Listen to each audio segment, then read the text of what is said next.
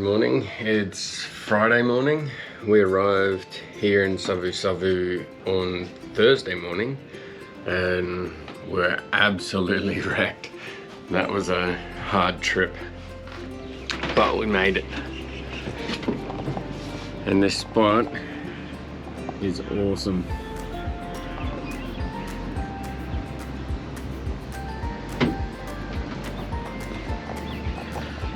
And the best part about it all is today we're going to the chocolate factory. So that should be fun.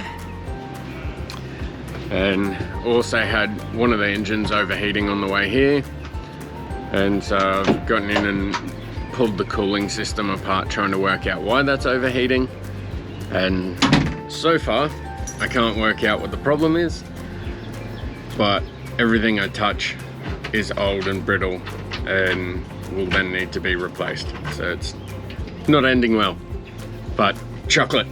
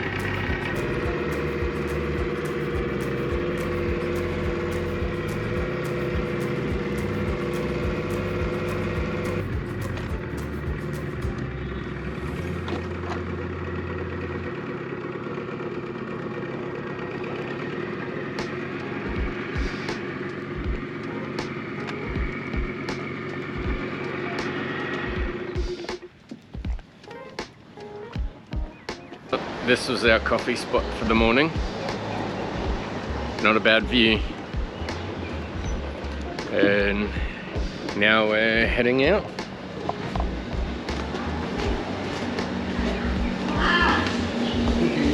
Thank you. Thank you, bye.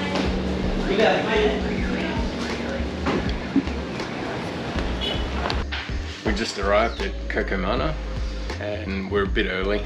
So we're just having some cold water and waiting. There might be some other people turning up because it doesn't start till 10 and it's about 9:30 I think.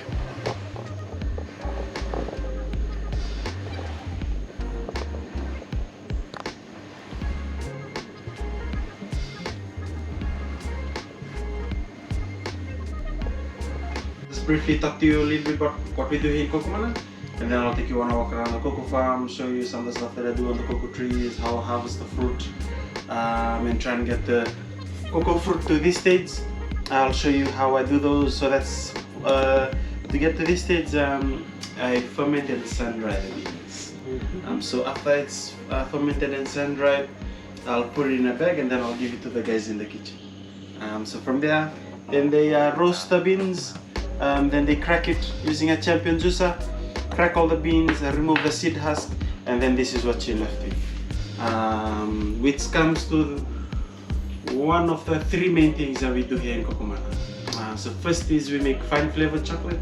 When I say fine flavor, I mean we only use 2 ingredients for making our chocolate. So no emulsifiers, no e-numbers, no palm oil, or any preservatives added to our chocolate. So just strictly coconut and peach cane sugar. So this is ready to go into the machine.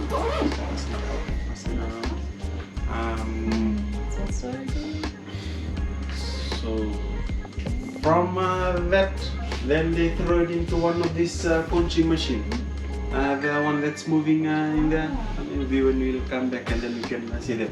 Okay. So it's very important for us when we process the beans, we follow the traditional way of making or processing the seeds. And from there we get good quality beans and then we process them. So we have a small kitchen in here. We make about 150 bars a week. Our bars are about this big and we sell them here.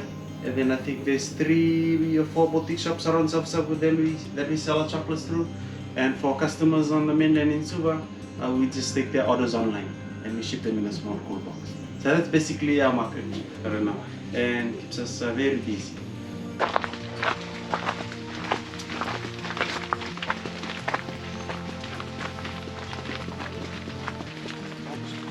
So once again, welcome to Coco Farming. This is our cocoa trees, and you can see cocoa fruits is hanging off the branches.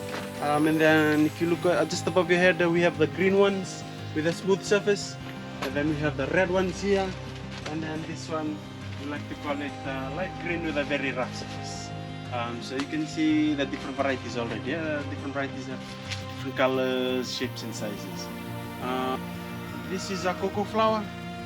It's then pollinated by the midges. And then it takes 6 months from flower to a ripe pod. So those green ones, they turn yellow when they're ripe.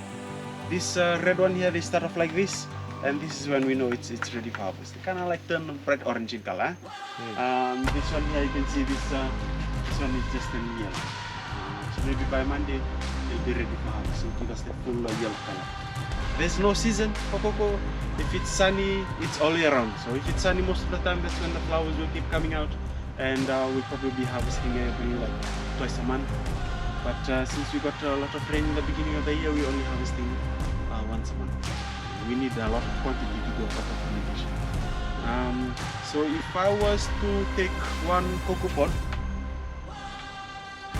open it and then take one seed, put it in the ground. After 3 or 4 weeks, I get one cocoa seed. And then after 3 years, I get my first harvest.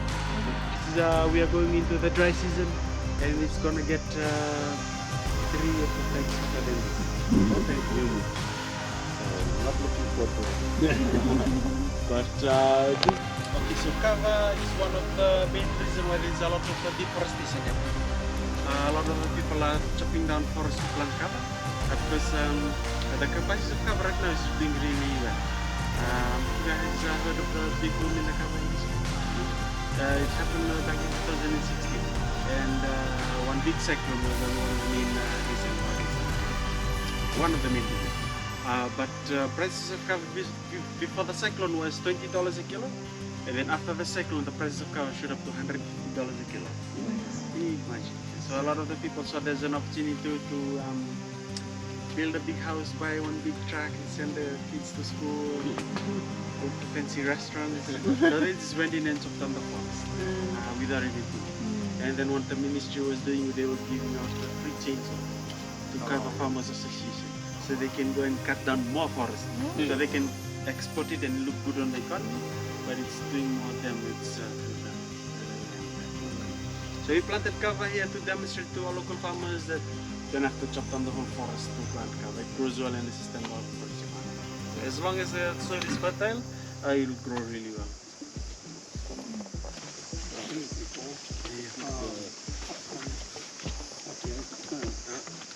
Taro? Got it. Taro. Yeah, so that's taro. We have a few varieties. Okay, so where the stem comes through the leaf, this is a Pacifico Colchesa taro. You can eat the leaves like spinach. You can eat the stem and the tube. Roro, yeah. And then we have this variety here. This one where the stem comes to the end of the leaf. You can see this one, the stem comes to the middle. Like this one, this is South American taro. We don't eat this one because if you don't cook it properly, it can be very itchy if you try and eat it as well. It has a high level of oxalate. But you can eat the tubers. But a lot of other people are planting this variety because it can survive in any type of soil.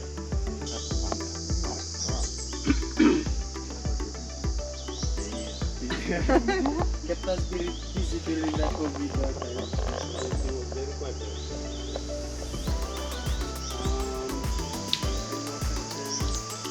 Are there other farmers farming cacao around here? Only a few. But there's a lot of abandoned cocoa trees. There's about 10,000 hectares of abandoned cocoa trees here in Honolulu alone. So those ones are the ones that are accessible. We just going and do some rehabilitation work on it, do some pruning, cut them down at a comfortable height, and those are the ones we are harvesting now. But there's still about a lot of them. I'll close this bin using this piece of wood, and then I'll just scoop out the beans and throw them in here. With about 700 or 800 pods, I'll be able to fill up the whole bin. And then we like to leave it open for a few hours, leave it exposed, and these attract small fruit flies. So when the fruit flies come and feed on the pulpy part, they leave the yeast behind, and that spontaneously starts up the fermentation. We cover it with banana leaves at the end of the day, then we like to leave it for a total of 6 days. So that's 2 days here, then we open this up, close this one, turn all the beans, another 2 days here, and then another 2 days. So during the fermentation, it can heat up to about 40 to 50 degrees Celsius, so that's hot enough to melt the pulpy part. So the pulpy part turns into liquid, goes through these cracks here, goes down through a drainage, and is collected in a bin next to this building here, which is later used for liquid fertilizer. If we had a much cleaner facility than this, like the big cocoa producers, what they do with the runoff, they make cocoa wine, because it's already got the yeast there and it's been fermented already. But for us, it's not food safe, so we just use it as a liquid fertilizer. At the end of the day, we'll cut open a few seeds. There's 3 things that I want to see. As I poke into the seed with a knife, I want to see brown juice coming out. As I open it, the purple color which I showed you should turn dark brown. And then the inside of the bean should look like it's starting to crack open. So once I see those 3 things, I'll conclude it's properly fermented. I'll scoop out the beans and throw them on the drying trays or the dry process that's ready. Fermentation is very important because this is where the flavor and the aroma of chocolate is developed inside the seed. So this is our fermentation with the sun drying trays. In the morning you can see the sun comes up from this side. I'll push it out onto this side, and in the afternoon when the sun goes down on this side, I'll push it down on this side.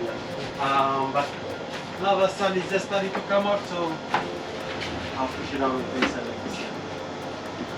In the kitchen, it's to be very cold for making and tempering chocolate, so the cold air stays in there and the exhaust come out from here. So that helps to dry the beans during a rainy season. That's 3 months minimum and 6 months maximum. Okay, so question time. You have to get 8 out of 10 to get free chocolates. Just joking. So if you have to start from the flower to a ripe pod, how many months? 6 months. 6 months. Yeah. So 6 months to get a full ripe pod, and then 6 days fermentation, 14 days of good sun drying like this, and then 3 months storage. That helps the flavor to develop in the seed. And then after you roast it, 1 week after that, you get your first bar of chocolate. Almost a year. Yeah. Very patient. You have to be very patient.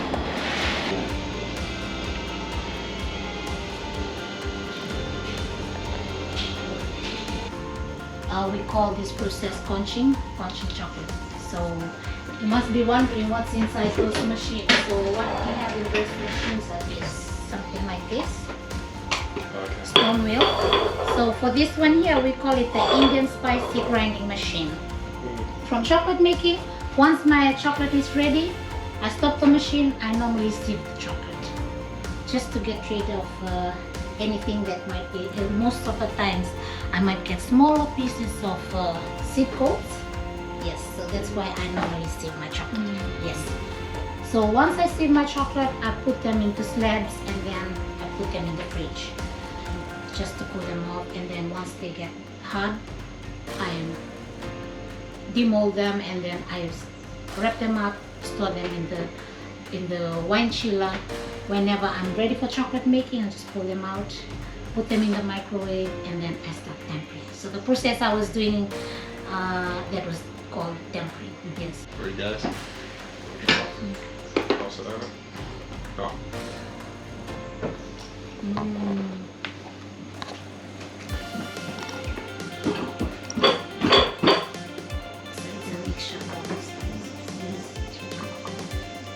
Yeah, this was a chili now. Sometimes you get it aftertaste. Yes. Yeah.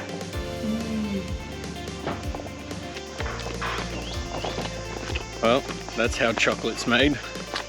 And more so, how chocolate's eaten. Yep. What do you reckon, Dad? Yeah, I'll go to the fudge, thank you. Yep. They were all pretty tasty. Yeah.